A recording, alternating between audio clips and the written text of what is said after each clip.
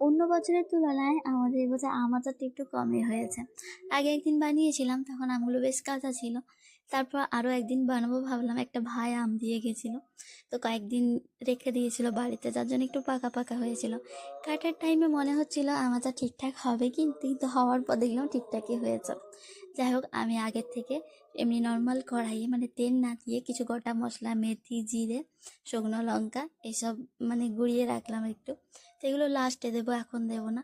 আর আমার মায়ের যে কুটো মশলা আছে বাড়িতে, সেটা দিয়ে দিলাম একটু। আর এর আগে তো হলুদ, নুন সব কিছু দেওয়া হয়ে গেছে। তারপর আমরা আচার মেনলি কিন্তু গুড়েরই করি, চিনির খুব কম, সবাই খাই না।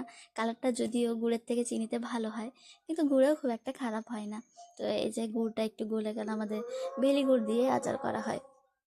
এমনিতে আখের গুড় খুব একটা আনাও হয় না, আর এই আমগুলো কাটাও যায়নি, অনেক মানে আটিগুলো শক্ত হয়ে গেছিলো।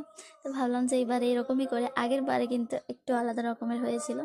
তো এই যে যেটা কুটো মশলা আমি রেখেছিলাম ভেজে, মানে ভাজা মশলা, তো সেটা দিয়ে দিলাম লাস্টে। এখনও নামাবো না যদিও, আগের বারে যে আচারটা করেছিলাম সেটা প্রায় শেষ হয়ে গেছে, একটু আছে।